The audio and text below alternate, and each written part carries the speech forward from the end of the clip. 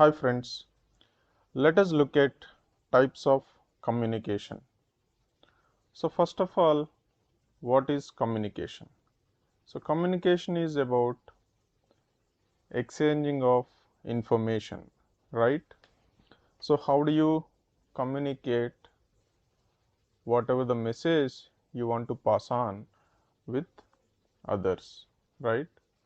So let's look at how we will communicate, how we can do this. There are different types of communications. So first one is verbal communication. So verbal means you do this through words or different languages, right? And oral communication, you do it through face to face or maybe chat or video calls, etc., right? And then written communication, which is easy to understand, where you can write something through letters or SMS or email or through some reports. So you communicate using written communication. And the next is non-verbal communication. So you don't use any words, you don't talk, but you communicate through body language, right? Or maybe through eye contact, or maybe through some gestures. And next is visual communication, which happens through signs or different colors or graphics, etc., right? That is visual communication. And next is in written communication, you have formal as well as informal communication. So formal means you will follow some predefined flow, and it's an official communication. And informal is a casual communication, right? So friends, these are different types of communications that we have. Hope you enjoyed this video. Subscribe to this channel and press bell icon if you want to watch my latest videos, and also like this video and share this video if you think it is useful for any of your friends and colleagues. Thanks for watching. See you next time. Hi friends, today we are going to discuss about 7 C's of communication, right? So what is communication first of all? So it's a exchange of information, right? So you want to communicate something, you want to exchange information with others. So how do you exchange information? Through various means. Maybe you will talk to them, or you will send an email, right? Or maybe through gestures, right? So different ways of communication methods you use for communicating with others. So let's see what are the 7 C's of communication, right? So first one is clear. So any message needs to come out clearly from your communication, whatever the mode of, irrespective of the mode of communication channel that you are using, right? So it should come out very clearly from your communication, rather than the recipient having to assume things or coming back to you for more clarification or more information. So you should make sure it is very clear. And do not try to communicate too many things in one message, right? Too many is not correct. Don't communicate too many things in one message. So obviously, so if you are working and you are sending an email to your team, right? So if you are covering too many topics in the email, so other guy at the other side party may understand only few points, right? And they may also focus on only few things. They may not be able to focus on everything. So this will dilute the attention of the reader. So this email has all the information that others needs, but problem is you are covering too many things which others may get confused, or they may not understand certain things, and they will send you an email about asking for clarification of certain things, and then email goes uh, keep exchanging between both the parties, which is waste of time. So make sure that you are covering only required information and it is very clear where other party should be able to understand clearly. Okay, next, correct. When too many emails are being written in a day, right? If you are a leader, maybe you are a project manager and handling a team of multiple teams, right? You may be writing too many emails in a day. So this happens in your regular day-to-day operations, right? So people tend to type fast.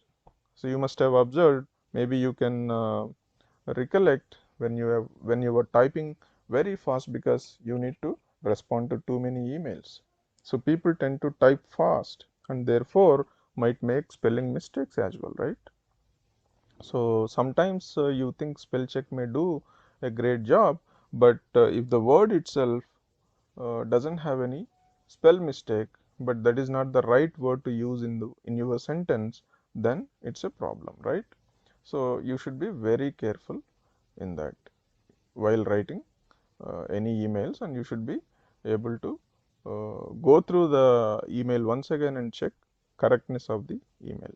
So you also need to ensure that you address people the right way and spell their names correctly. Sometimes we know the name and spelling, but when you are typing fast, you may miss one letter. So that is not correct. So make sure that you are writing the names correctly. Additionally, you need to ensure that the reader has sufficient knowledge and education to understand the technical terms that you use in your communication. Sometimes you use short words where you think the other person will understand, but they may not be able to understand. Sometimes they come back and ask you question, and sometimes they may not. So make sure that you are giving correct information in your email in a proper way where other person should understand, right? So then next is complete. A complete message will have all the information the other party needs. Should have all the information what other party needs, right? And they should be able to understand and respond or take some action. So you are sending a mail for others to either understand or take some action, right? So make sure that it is a complete email so that they can understand or they can take some action. So if you require the reader to take some kind of action, ensure that you have a call to action in your email and also communicate the urgency of the task in question. Because sometimes you think that it's an urgent task and you want the other person to do it faster way, but other person doesn't know that this is an urgent activity. He may be busy in something else. Maybe he thinks that it can be attended later. So make sure that you are calling out those action items very clearly, maybe with the timelines, so that they can act accordingly. Maybe if they are busy or they are not able to take action, they will come back to you and then you can allocate it to somebody else. So incomplete messages leads to iterations. A lot of back and forth happens, right? And waste of time and efforts on both the ends. So make sure that it is complete. Then next one is concise, right? So what is concise? Concise, people more often uh, tend to write four sentences in a place where they could have finished in two sentences, right? It should be very concise. So this wastes the time of sender because you are spending a lot of time in elaborating too much, because you can communicate that in two lines, whereas you are writing more than two, maybe four or five. And this is also wasting the time of the other person who are receiving this message, right? So it impacts productivity of both of you. in turn impacts the overall company efficiency. So further, try not to add fillers such as I mean, sort of, for instance, basically, etc. These kind of words you can try to avoid in your message. Your message needs to be accurate, to the point, and crisp, right? So make sure that your message is accurate, to the point, and crisp. Correct? Should be very concise. Next, concrete, right? So you need to believe in you and what you want to convey to the audience, right? You should believe in what you want to convey to the audience. Concreteness is a quality which needs to come to the fore, especially during marketing or advertising campaigns. There needs to be details that capture the attention of the audience, not bore them, right? It should not bore the audience. It should be interesting, right? Very concrete. Then next one is coherent. So your message needs to have a logical flow, right? All sentences in your email or report should be connected to the previous one and stick to the main topic. So without coherence, the reader will easily lose track of what you have conveyed, right? So, and one more C is courteous. Last one. So being courteous is of profound importance in a corporate world, right? So individuals who work together are not necessarily friends, and therefore to maintain a healthy working relationship, being courteous is a necessity. Hidden insults and aggressive tones will only cause trouble among individuals and result in reduced morale and productivity, right? So don't be aggressive in your communication, either in verbal or in email, right? So that is very important, right? So this is all about 7 C's of communication. Hope you enjoyed this video. Thanks for watching, and subscribe to this channel if you have not subscribed still, and also press bell icon if you want to watch my latest videos, and like this video, and also share this video if you think it is useful for any of your friends or colleagues. And thanks for watching. See you next time. Hi friends, today we are going to discuss about how to improve communication skills. So before that, let's see what is communication is all about. So what do you mean by communication? Communication is exchanging of information by different means, right? Maybe through speaking you can communicate, or through writing you can communicate, or maybe using some other medium.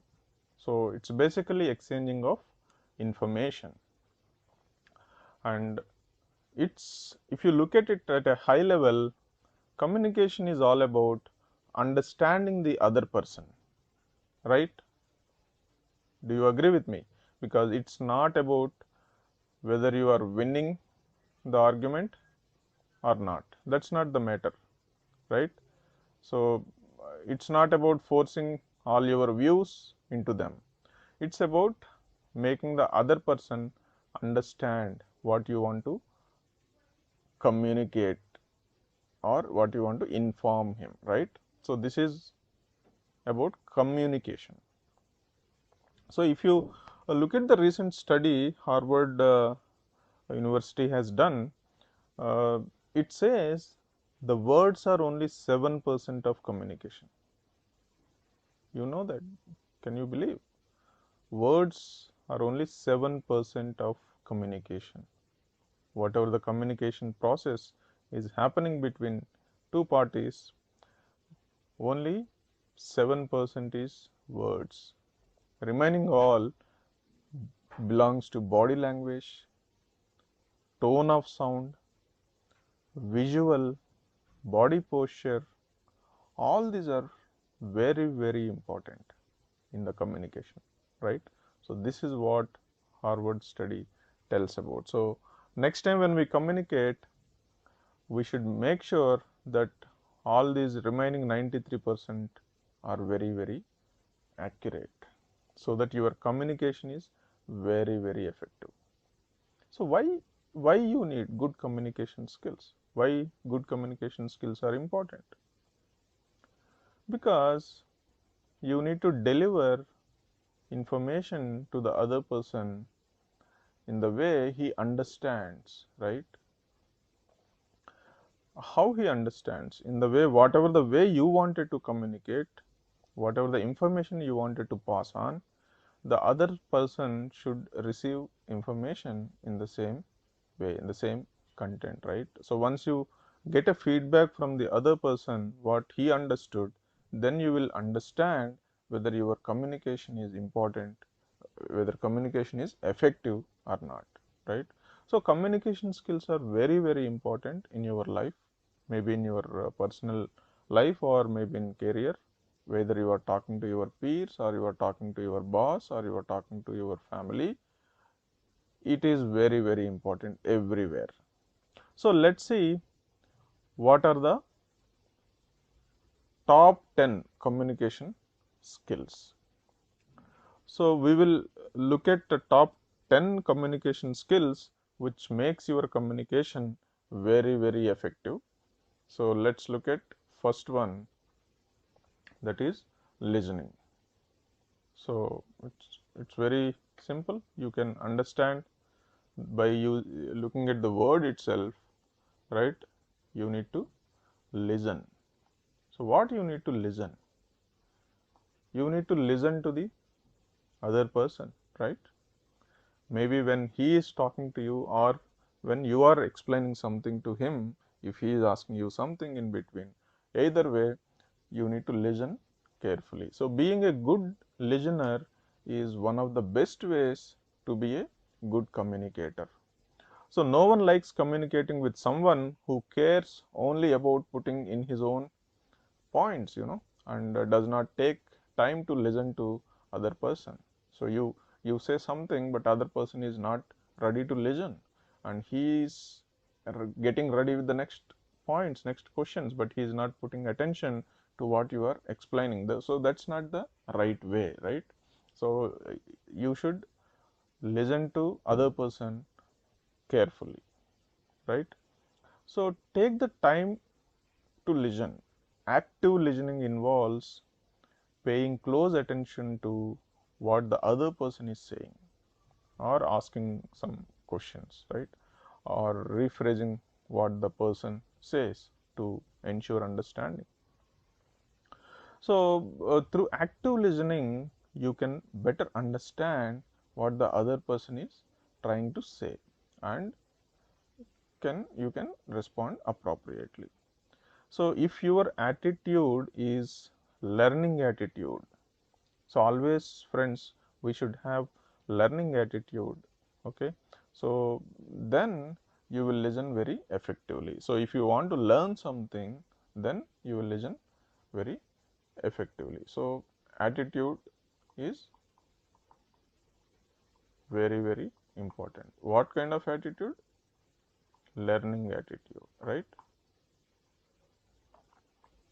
So learning attitude, if you have, then it will help you in better way, right? So then and also listen more to communicate well. So if you are listening, uh, let's say some videos, how do you improve listening skills, right? If you look at some videos or watch movies or attend some seminars, uh, hope you all agree that we learned our mother tongue by listening only, right? So always try to listen so that you can improve your communication skills.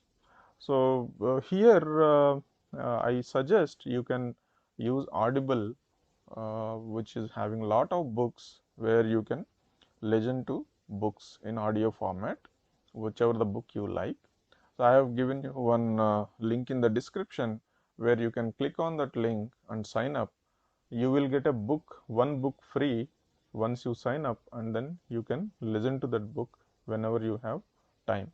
And you can of course cancel the subscription within 1 month if you do not want to continue, right? So I will also give you one link for a book in Amazon, which you can select that book and buy through Audible, and it is completely free because when you sign up, you will get it for free. So this is one way of improving your listening skills, right? So what is the next one? Second one is non-verbal communication. So non-verbal communication actually what? So maybe you are not using your words to communicate, but you are using body language. Sometimes we use body language, right, to communicate something, and sometimes you use eye contact, or sometimes you use some gestures, hand gestures. So these are the non-verbal communications, right? So body language, eye contact, and hand gestures. So these are the non-verbal communications. So eye contact is very, very important. You know, you need to look at the person in the eye to demonstrate that you are focused on them and also the conversation. So pay attention to other people's non-verbal signals while you are talking. So often non-verbal cues convey how a person is really feeling, right? So you can use non-verbal communications also for effective communication. So next one is clarity. So what is clarity? You must have heard kiss rather than kill. What is this? KISS means keeping it short and simple. Keeping it short and simple, right? So now you understood what is that. You can use it. And what is kill? Keeping it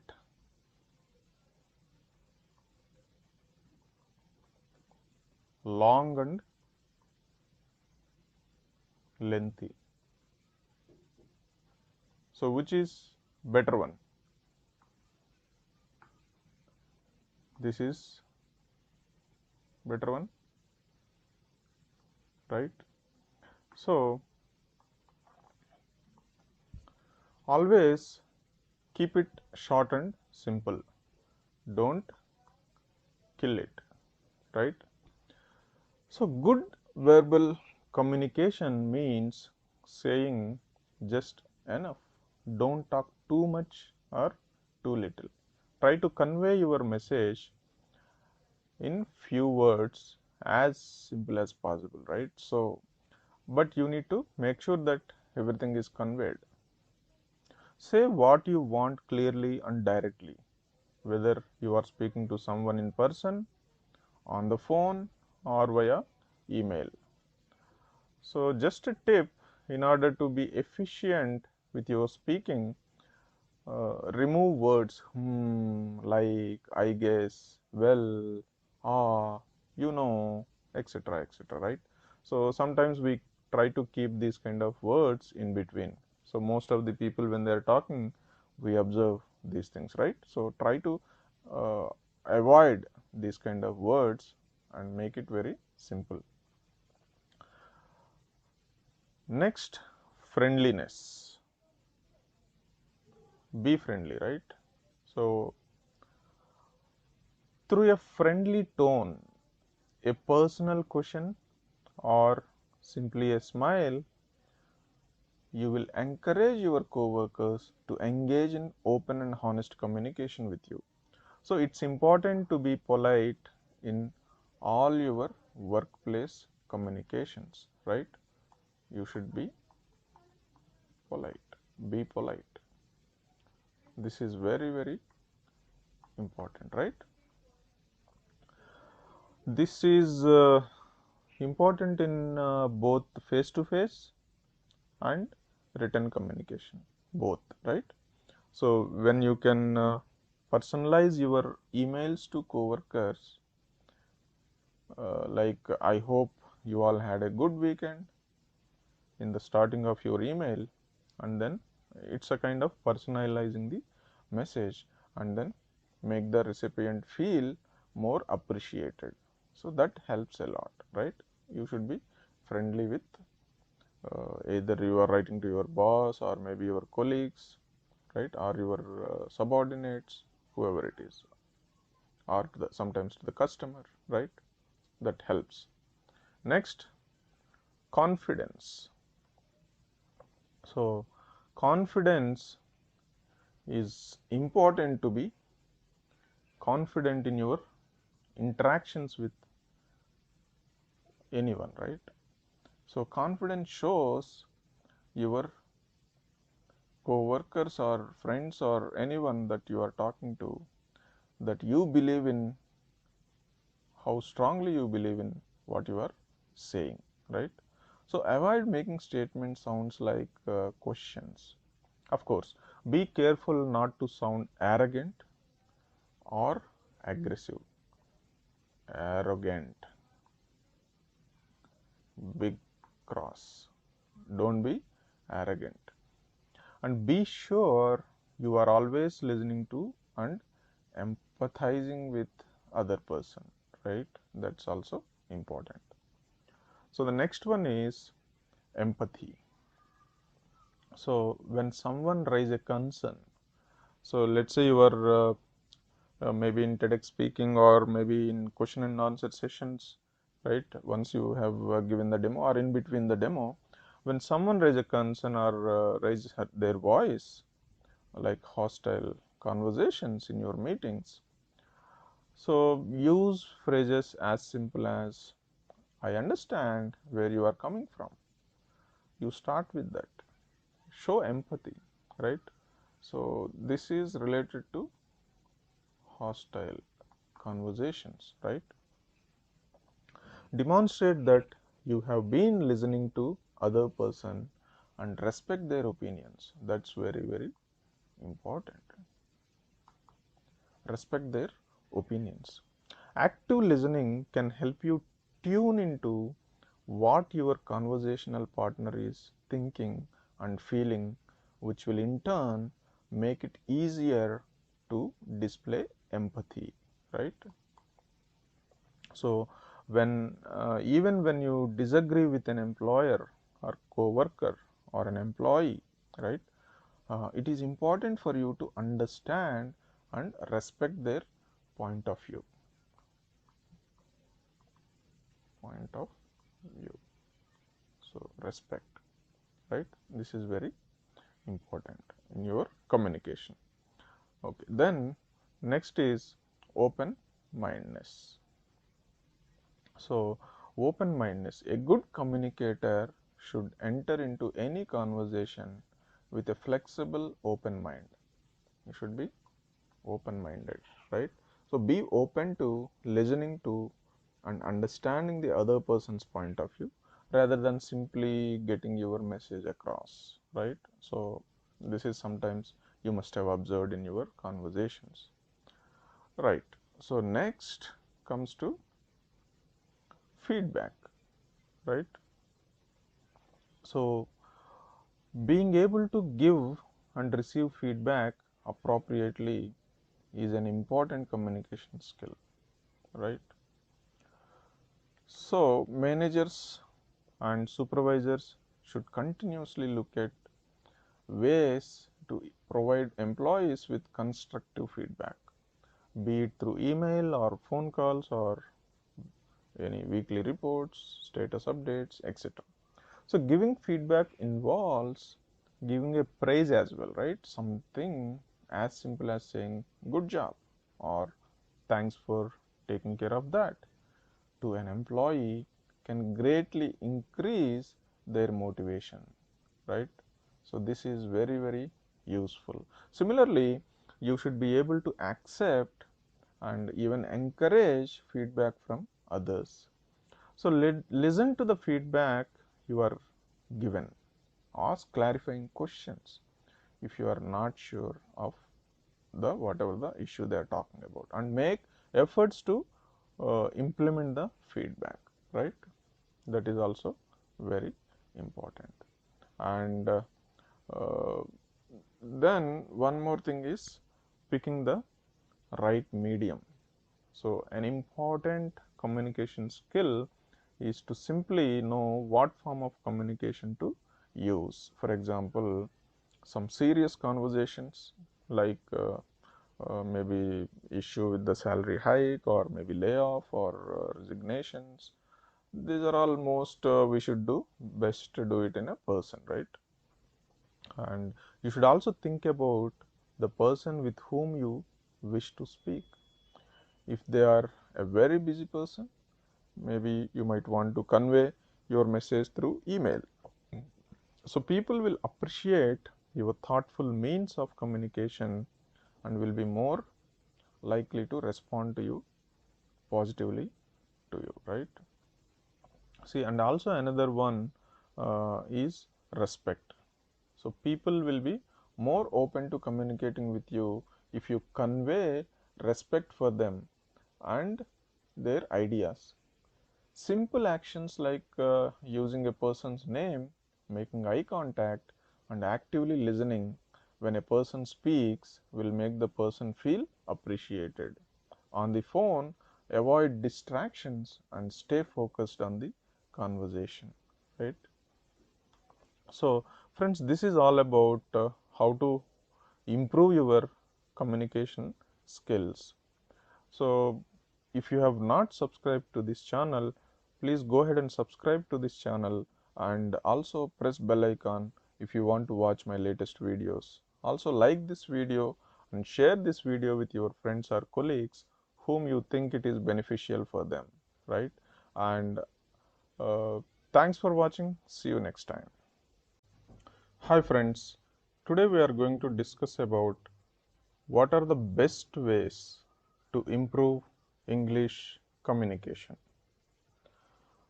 So before looking at the best ways, let's discuss how most of the people thinks about it when it comes to improving their communication skill in English. So most of them will have some kind of mental block saying that they may not be able to talk in front of others because they are not fluent or they doesn't have good vocabulary, etc., etc., right? So first we should remove such mental blocks because no one born with those kind of skills like like you, right? So people develop their skill over a period of time. So we need to master this by using some techniques, right? So which they have used already and they have seen the results and they are able to do well. So remove such mental blocks and then listen to the best ways how to improve communication and then practice them, right? So don't be afraid of making mistakes. Everybody makes mistakes, right? So if you look at people around you who are talking in English, obviously you will see a lot of mistakes that they are making, but still they are able to talk because they have removed their mental block and they are able to do it. right? So whatever the mistakes you are doing, let it be, and then leave the correction to the review process, right? So you improve it on upon that, right? Don't worry that you are making mistakes. See, if you ask me, always any good things that should happen in your life takes time, right? So don't be too harsh on you, don't rush. Let's say if a good dish takes 30 minutes, you can't do it in 5 minutes. You need to spend enough time, right, to get the good dish. Similarly, if you need to improve your skills, it will take some time. It takes its own time, right? It depends on your IQ level. Maybe some people catch up very fast and some take little extra time. That's okay as long as you are doing it, right? So here patience is the key factor. So don't give up, right? So let's see what are the best ways. So first thing is listen. If you see, you have learned your mother tongue only by listening, right? You can check with anyone. This is the fact. Everyone learned their mother tongue only mostly by listening, right?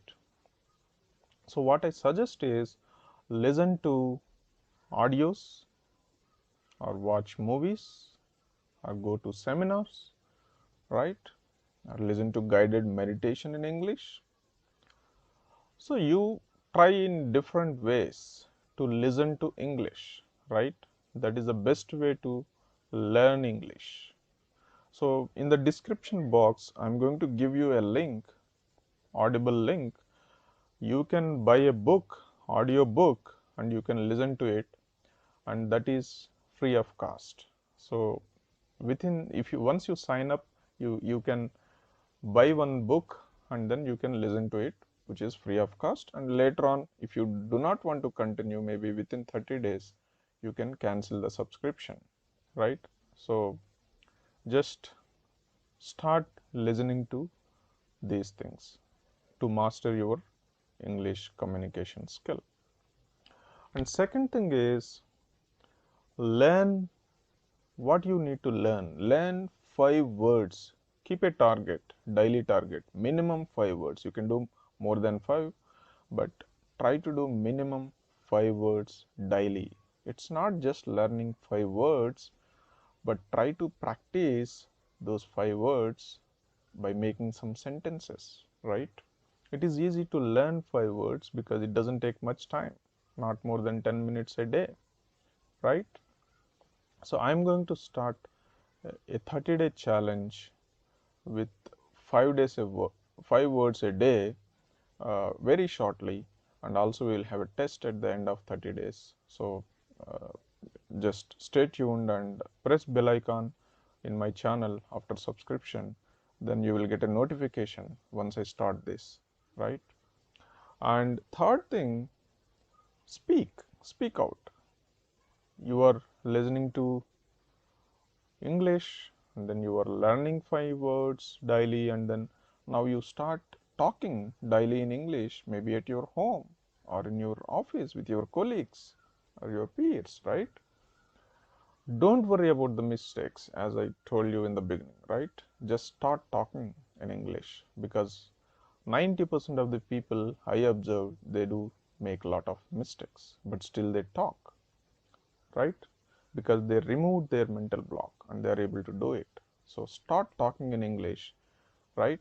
So and try to grab the opportunity whenever you get an opportunity to talk, right? And then start talking. That's it. That will improve over a period of time, right? And then write. Start writing whatever you listened or whatever the words you learned and whatever sentences you formed. I suggest whatever the words, 5 words you are learning daily, start maintaining a daily journal and make some sentences out of it and then write down on a book, right?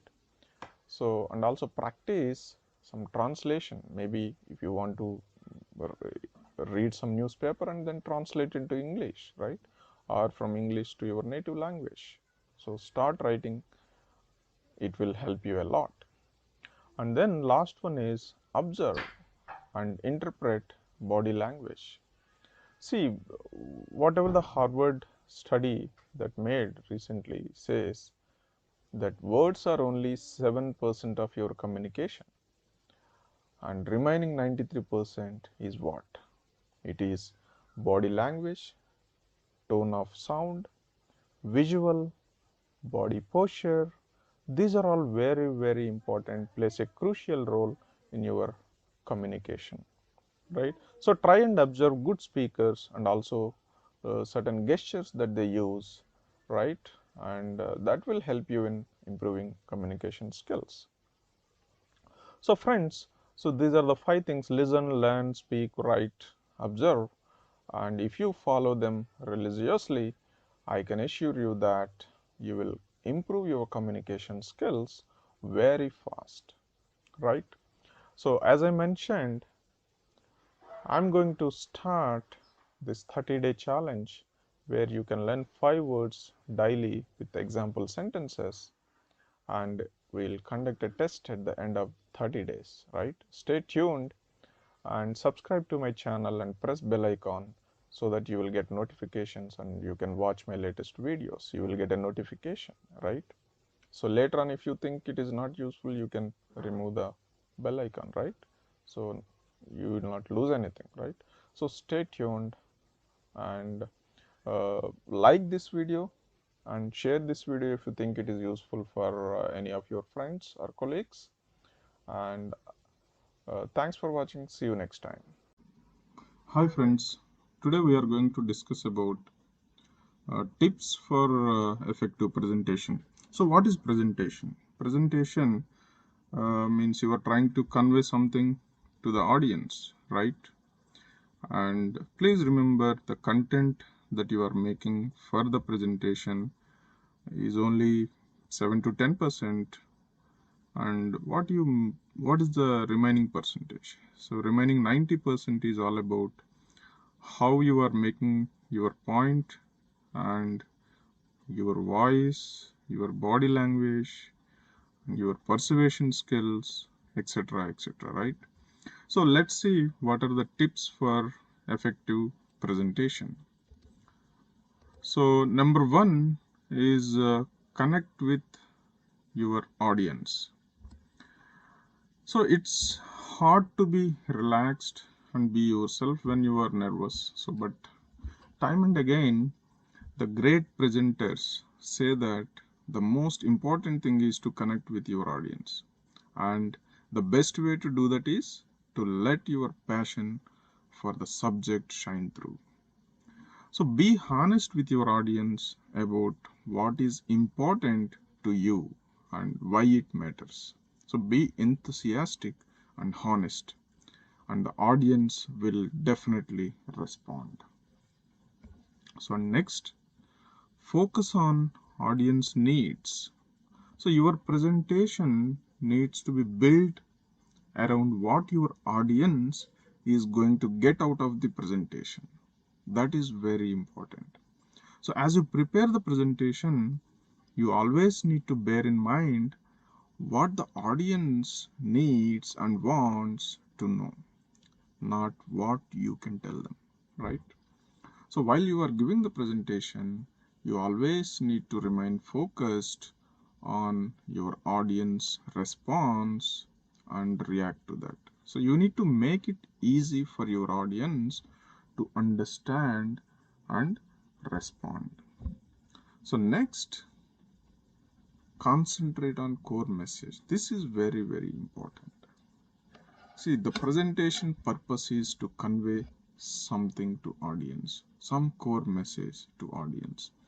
So when planning your presentation, you should always keep in mind the question, what is the key message for my audience to take away? Or maybe some key points. What are the top 3 key points? Right? So you should be able to communicate that key message very briefly. So some experts recommend a 30-second elevator summary, others that you can write it on the back of a business card or say it in no more than 15 words. Whichever rule you choose, the important thing is to keep your core message focused and brief. And if what you are planning to say doesn't contribute to that core message, don't say it. Okay. So then next is make eye contact. This is very, very important. So this sounds very easy, but surprisingly large number of presenters fail to do it. So if you smile and make eye contact, you are building rapport, which helps the audience to connect with you and your subject. It always helps you to feel less nervous because you are talking to individuals, not to a great mass of unknown people. So, to help you with that, make sure that you don't turn down all the lights so that only the slide screen is visible. Your audience needs to see you as well as your slides. Right. So, what next? Be bold. Start strongly. The beginning of your presentation is crucial. You need to grab your audience attention and hold it. They will give you a few minutes grace in which to entertain them before they start to switch off if you are dull. So don't waste what, right? Don't waste that on explaining who you are. Start by entertaining them. Try a story or an attention grabbing image on a slide, right? Next, 10-20-30 rule. No more than 10 slides, no more than 20 minutes, not less than 30 point, no less than 30 point. What is this? Font size. So, as a general rule, slide should be the slideshow to you, the presenter, right? So a good set of slides should be no use without the presenter, and they should definitely contain less rather than more information expressed simply. So if you need to provide more information, create a handout and give it to them after your presentation, but don't make too much of text in your slides. Always try to have more pictures which connects them very easily. And then have, yeah, this is what I'm trying to say, right? Have more picture rather than text. People can easily connect and relate. 1,000 words equivalent to one picture. Then create story, right? Human beings are programmed to respond to stories. So they help you to make audience pay attention and also to remember things very easily. They can connect very easily, right? So if you can use stories in your presentation, your audience is more likely to engage and to remember your points afterwards. Like I'm using picture in every slide, so to relate to the point so that you can correct very easily.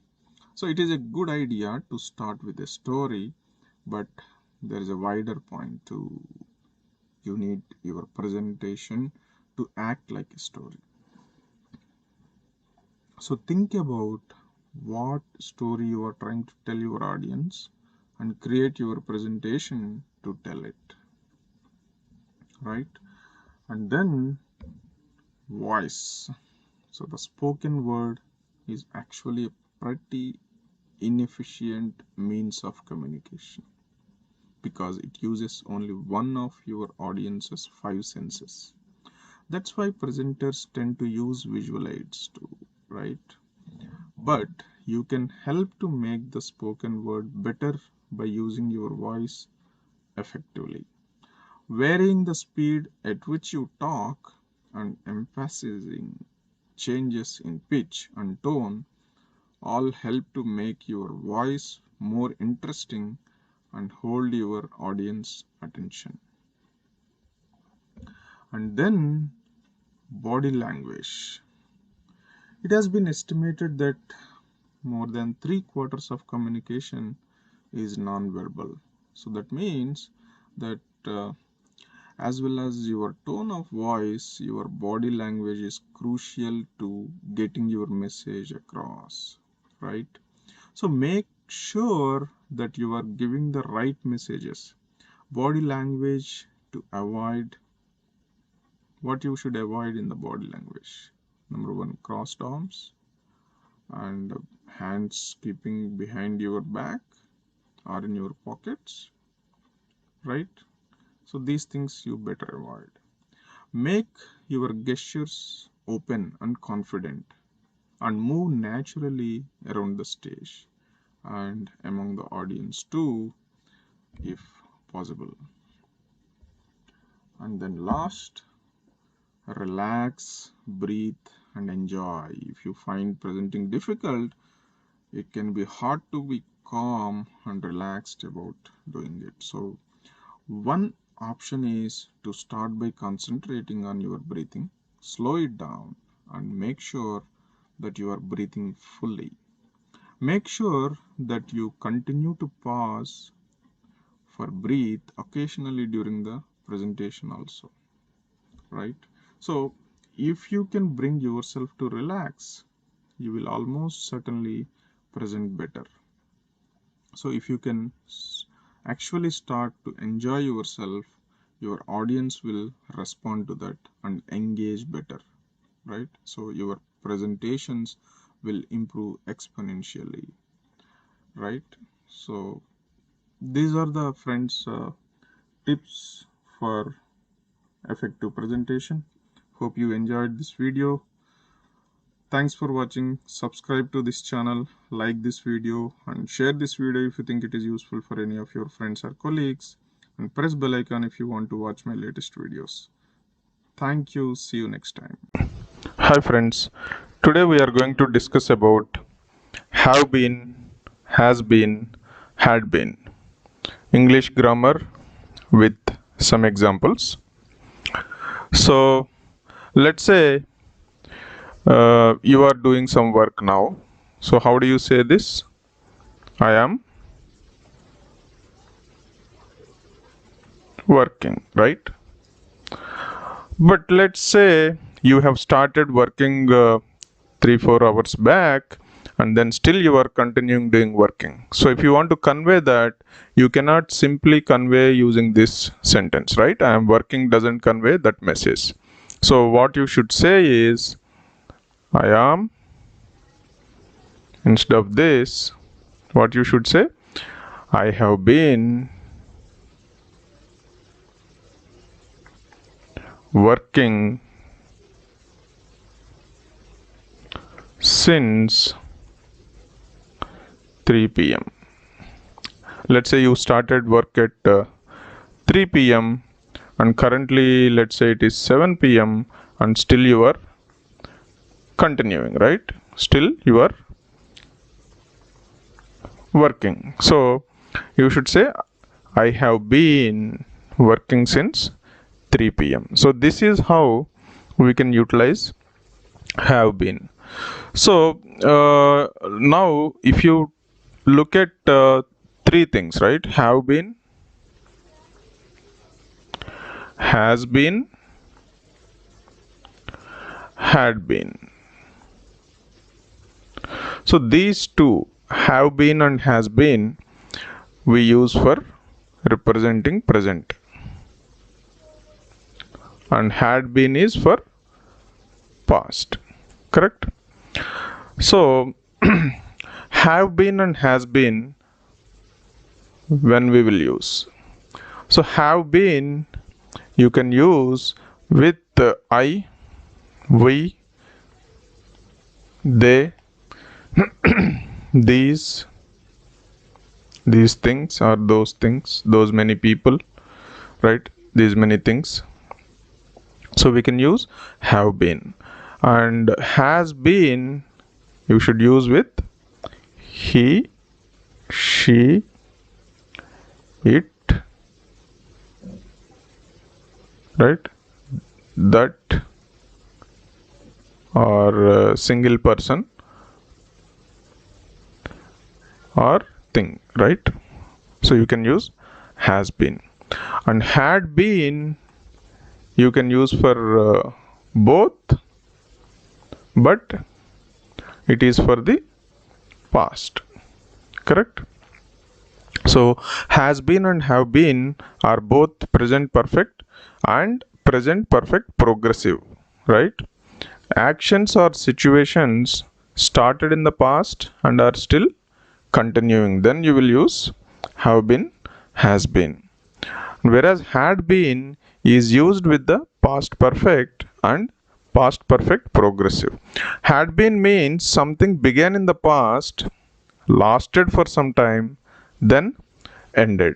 So this is entirely in the past, right? So now let us look at some examples for have been and has been. So I have been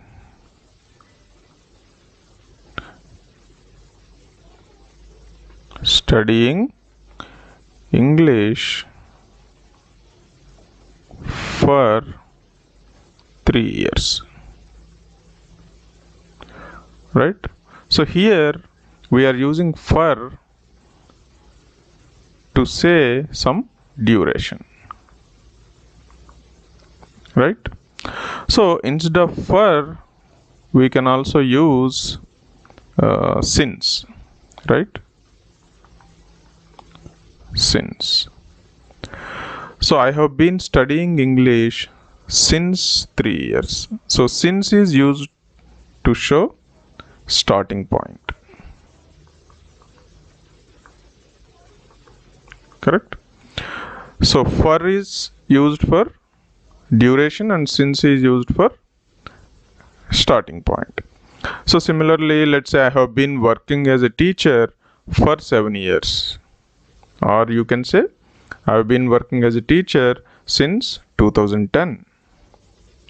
Kushal has been watching TV since 2 o'clock, 2 p.m., right? Or you can say Kushal has been watching TV for 4 hours. She has been waiting for 3 hours. Or you can say she has been waiting since 5 p.m., right? These are couple of examples. So for have been and has been. So now let us look at had been, right? So I had been studying English for 3 years when I left the school. So here it is talking about the past, that is why we are using had been, right? I had been studying English for 3 years. So in the past you have studied English for 3 years, and it says when I left the school. So it stops at that. So when I left the school, before that I was studying English for 3 years. So you are no longer studying English now, right? You have stopped studying, and it was continued for 3 years in the past when you left the school. Similarly, Manusri had been watching TV for 5 hours when she stopped to do some homework. So here no longer she is watching TV now, right? So similarly, he had been a driver for 6 months when he quit his job. So he is no longer doing driver job now. I had been working as a teacher for 7 years when I quit the job. So that says you worked for 7 years as a teacher in the past. She had been waiting for 3 hours when the doctor finally arrived. So both the actions completed in the past, right? But one activity continued for a duration and another activity you are saying as completed. So then you can use had been. So now we can look at these things in active and passive voice. Passive, active. If you are ordering anything in Amazon or Flipkart, you must have seen an email coming from them saying that your offer has been accepted or delivered. So these kind of emails you must have seen. Your offer has been accepted or your product has been delivered, right?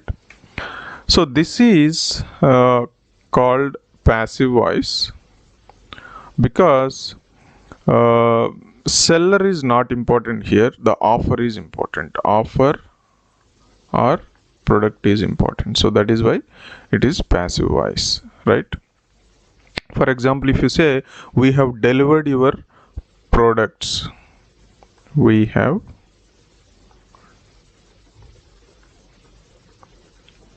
delivered your products. So this is active voice, right? Let's say I have made mistakes. It is active voice because you are saying I have made mistakes.